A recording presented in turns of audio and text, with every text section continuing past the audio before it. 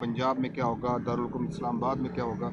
दूसरी तरफ तो भरपूर तरीके से इलेक्शन कैंपेन्स चलाई जा रही हैं, इंटरव्यूज़ हो रहे हैं। इंटरव्यू कौन लेगा, कौन डिसाइड करेगा कि कौन सा देखो, उम्मीदवार जहाँ होगा? तक पीटीआई का ताल्लुक़ है तो आपको अली ज़फ़र साहब ने कहा, इस पे हमारी डिस्कशन हुई है, पहले से हमारी कमेटियाँ बनी हुई थी, हमारा सारा होमवर्क कंप्लीट है। सिर्फ इस बात की ज़रूर हमें एक बड़ी है कि खान साहब जेल में है, लेकिन वो सारी लिस्टें खान साहब की मर्ज़ी से फ़ाइनल अप्रूवल खान साहब ही का होगा।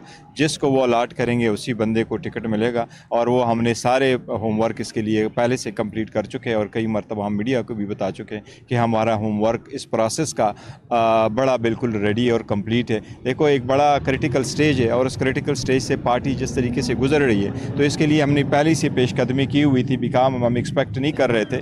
उसकी रीज़न यही कि अगर 180 केसेस बने थे और हर केस में और हर पुलिस स्टेशन में उन्होंने केस लगाना था, तो ऑब्वियसली इसकी तो हमने तैयारी की हुई है। अल्हम्दुलिल्लाह नेक्स्ट वीक तक हमारा सारा कुछ फाइनल हो जाएगा।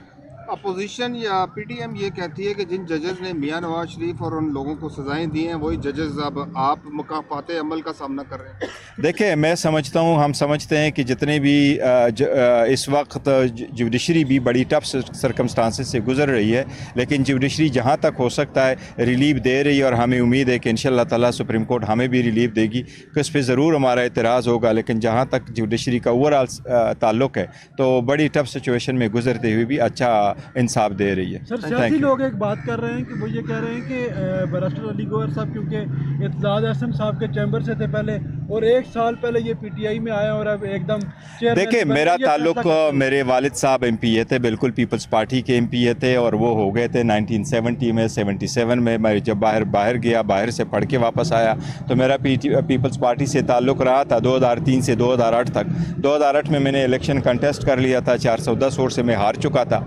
लेकिन जब लायर मूवमेंट आया, तो लायर मूवमेंट में और गवर्नर रूल के बाद हमारी डिफरेंसेस हो गए, और तब से मैंने पीपल्स पार्टी से रिज़ाइन कर दिया था बाकायदा, और सब कुछ छोड़ दिया था। उसके बाद मैं प्रोफेशन के साथ था, मैं पीटीआई के साथ सारा अटैच था। आपको याद होगा 2015 में पीटीआई के जितने भी लोकल गवर्नमेंट के मुनहरिफीन अरकान थे, उनके तकरीबन 75 केसेस थे। जो लोग इलेक्शन कमीशन को कवर करते उनको कहे, जिसको ओवरसी किया करते थे इनामुल हक साहब उन दिनों में, तो सारा कुछ और मेरा उसके साथ ताल्लुक़, और मेरा उसके बाद पीटीआई को मैंने ज्वाइन कर दिया था, बड़ा ताल्लुक़ था। तो लोग फजूल करते हैं, ऐसी स्टेटमेंट देते हैं। मेरा ताल्लुक़ पीटीआई के साथ है और पीटीआई के साथ ही रहूँगा। और ख़ान साहब ने एक मिसाल कायम की है दुनिया में, कोई भी अपने फैमिली से आगे नहीं लेके जाते।